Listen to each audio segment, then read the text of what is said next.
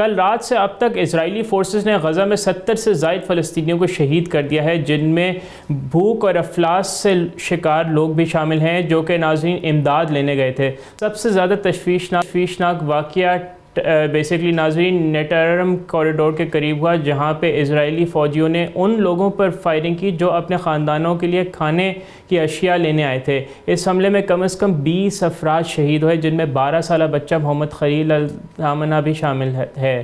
200 سے زائد لوگ زخمی ہوئے۔ اور ناظرین یہ امدادی سامان کی ترسیل پوائنٹس غزہ ہیومینیٹیرین فاؤنڈیشن چلا رہی ہے، جو کہ امریکہ اور اسرائیل کی حمایت یافتہ تنظیم ہے۔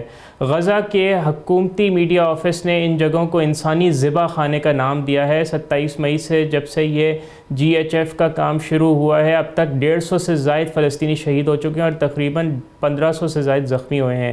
غزہ کے میڈیا آفس نے ایک سخت بیان میں کہا ہے کہ GHF اسرائیلی فوج کے ہاتھوں میں ایک مہلک ٹول بن گیا ہے، جو کہ بھوک اور افلاس کا شکار بے گناہ فلسطینیوں کو ہیومینیٹیرین ریلیف کے نام پر موت کے جالوں میں پھنسا رہا ہے۔ الجزیرہ کے رپورٹر طارق ابو عزوم نے کہا ہے کہ یہ ایڈ سینٹرز بیسیکلی شہریوں پر دہرائے جانے والے خون خرابے اور جان بوجھ کر حملوں کا تھیٹر بن چکے ہیں۔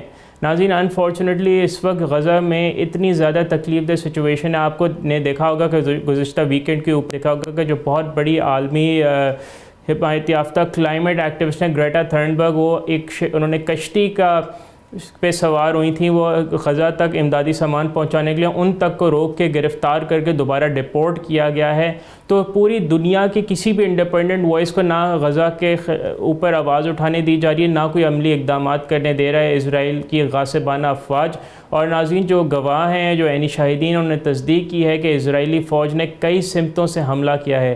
اسرائیلی ڈرونز، ٹینکس اور سنائپرز کو ان الگ تھلگ ایڈ سائٹس پر تعینات کیا گیا ہے، اور یہ ایک منظم حکمت عملی ہے۔ اسرائیل نے 2 مارچ سے امداد کی مکمل ناکہ بندی کر رکھی ہے اور صرف GHF کے ذریعے امدادی سامان کی ترسیل میں مدد دے رہا ہے۔ اسی وقت اس نے قائم شدہ ہیومینیٹیرین تنظیموں کو کام کرنے سے مکمل طور پر روک رکھا ہے۔